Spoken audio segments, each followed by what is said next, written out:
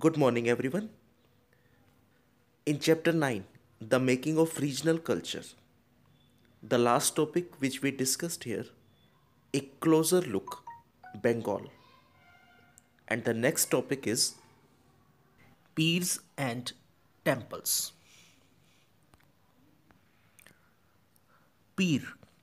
Students, Pir is a Persian word and its meaning is spiritual guide. What's the meaning of Pir?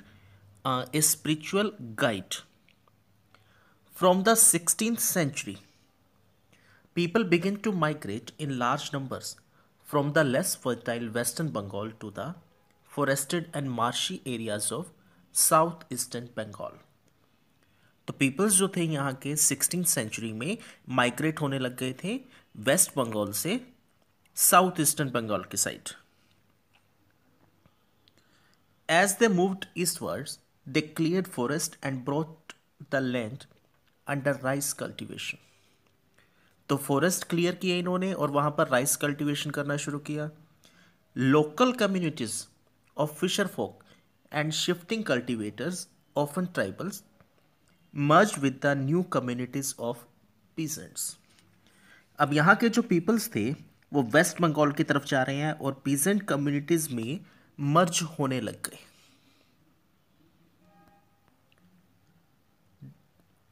The establishment of Mughal control over Bengal with their capital in the heart of the eastern delta at Dhaka.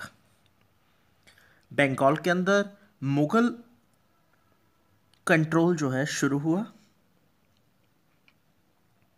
और बंगाल के अंदर क्या बना दिया अभी इन्होंने सूबाज बना दिए इन्होंने. यहां पर officials and functionaries received land and often set up mosque that served as centres for religious transformation in these areas.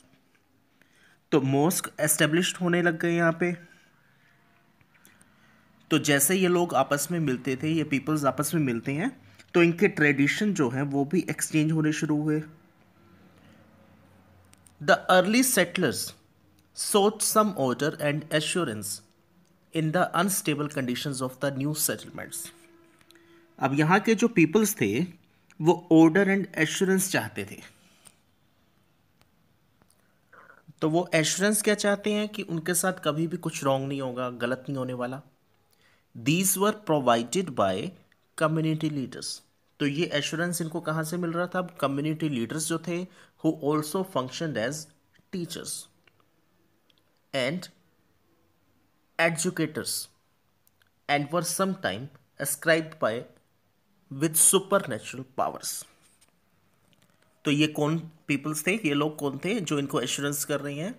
Community leaders थे इनमें, टीचर्स थे इनके अंदर, एजुकेटर्स जो थे जो इनका जस्टिस करने के लिए होते थे, न्याय करवाते थे जो इनका, and were sometimes scribed with supernatural powers, जिनके पास कुछ अलग सुपरनेचुरल पावर्स हैं.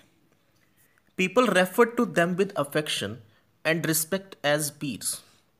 और लोग इन्हें क्या मानते हैं? अब पीपल्स जो है वो इनको कैसे मानते हैं? इनकी रिस्पेक्ट करते हैं जैसे कि पीर की जाती है या पीर के बराबर मानते हैं. दिस टर्म इंक्लूड सेंट्स और Sufis and other religious personalities. अब पीर्स कौन थे? पीर्स में क्या होते हैं? Sufis, saints and other religious personalities, या कोई और रिलीजियस पर्सनैलिटीज जो हैं वो इसके अंदर काउंट की जाती हैं पीर्स में.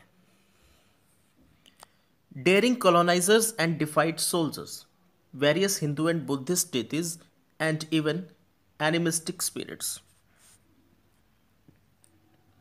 तो ये क्या करते थे? सोल्जर्स की लिए काम करते हैं, उनके लिए काफ़ी कुछ बताते हैं. The cult of Pirs became very popular and their shrines can be found everywhere in Bengal. तो पीर्स जो हैं काफ़ी पॉपुलर रहे हैं और बंगाल के अंदर जो है देखे जा सकते हैं. Bengal also witnessed a temple building spree. What is spree? Spree is like a sudden movement. तो सडन मूवमेंट क्या हो रही थी यहाँ पे? बंगाल के अंदर late 15th century, which culminated in the 19th century, we have seen that temples and other religious structures were often built by individuals or groups who were becoming powerful. In our previous chapters, chapter 2 and 5, we have discussed buildings. तो क्या हो रहा था वहाँ पर, बड़ी बड़ी buildings बनवाई जा रही थी, लार्ज बिल्डिंग्स, लार्ज टेम्पल्स जो थे, मॉस्क जो थे, काफ़ी सारी बिल्डिंग्स जो है ये लोग बनवाते थे अपनी प्रोस्पेरिटी को शो ऑफ करने के लिए, अपना रिलेशन शो करने के लिए कि वो गॉड के साथ कितने अटैच्ड हैं, to both demonstrate their power and proclaim their piety. Many of the modest brick and terracotta temples in Bengal were built with the support of several low social groups, such as the Kolu. Oil pressers जो होते थे उन्हें कोलू कहा जाता था, उन and the Kansari bell metal workers. तो यहाँ पर जो बिल्डिंग्स बन रही थी तो वो कैसे हैं, ब्रिक्स के साथ एंड टेराकोटा टेम्पल्स, कच्ची दीवारें, मिट्टी की दीवारें जो होती हैं, in Bengal were built with the support of several low social groups. तो ये बिल्डिंग्स यहाँ पर बननी शुरू हुई. अब the coming of the European trading companies created new economic opportunities. European trading companies जो है इन्होंने इकोनॉमिक अपॉर्चुनिटीज तैयार कर दी. Many families belonging to these social groups wealth of these as their social and economic position improved. We may see in these pictures. तो यहां पर जो टेम्पल्स बनाए जा रहे थे, ये टेम्पल्स दो कैटेगरीज के अंदर थे. One was double roofed and second was a 4 roofed temple with a tower. Fish as food. Traditional food habits are generally based on locally available items of food. तो ट्रेडिशनल फूड हैबिट्स जो हैं कैसे maintain होती हैं, जो चीज़ें हमें easily available हो जाती हैं, लोकली अवेलेबल होती हैं जो फूड आइटम्स हमारे लिए. Bengal is a refined plain which produce plenty of rice and fish. तो बंगाल में क्या था, ज़्यादातर लोगों के पास rice and fish eatable items जो हैं वहाँ पर मिल रहे हैं. Understandably, these two items figure prominently in the menu of even poor Bengalis. तो ये जो दो आइटम्स हैं ये पुअर पीपल्स के पास भी इजीली मिलते हैं, वहाँ पर उनकी डाइट के अंदर भी हैं ये चीज़ें. Fishing has always been an important occupation and Bengali literature contains several references to fish.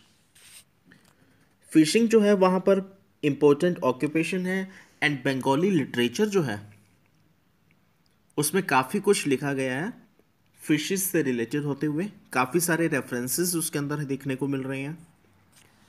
Terracotta plaques on the walls of temples. What is plaques? Plaques क्या होते हैं, लाइक एंड नेम प्लेट्स.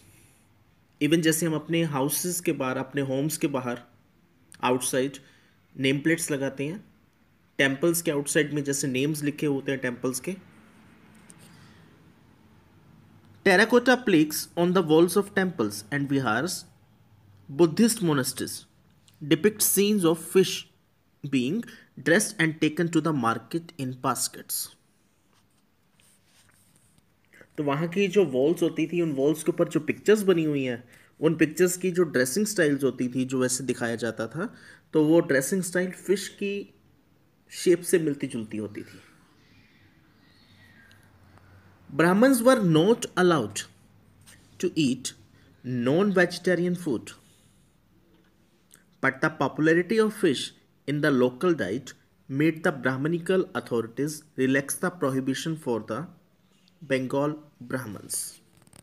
अब ब्राह्मण्स वैसे तो नॉन वेजिटेरियन फूड जो है उनको allowed नहीं होता, बट यहाँ पर जो ब्राह्मण्स थे, क्योंकि वहाँ की जो नेचुरल डाइट, जो नॉर्मल डाइट थी, उसमें राइस और फिश जो है ज़्यादा यूज़ होता था, इसलिए उनको रिलैक्सेशन मिली हुई थी कि वो लोग इस तरह की डिशेस को, इस तरह के फूड आइटम्स को ले सकते हैं, खा सकते हैं। The Brihaddharma Purana, a 13th century Sanskrit text from Bengal. तो बंगाल का एक टेक्स्ट है बृहधर्मा पुराण, 13th सेंचुरी के अंदर। Permitted the local Brahmins to eat certain varieties of fish. तो जिसमें ये चीज़ क्लियर की गई है कि यहाँ के जो ब्राह्मण्स हैं वो कुछ सर्टेन वराइटीज जो हैं फिशेस की, there are many varieties of fishes and they may take some types of fishes or some certain varieties of fish. They allowed for it. In Sanskrit text from Bengal, permitted the local Brahmins to eat certain varieties of fish.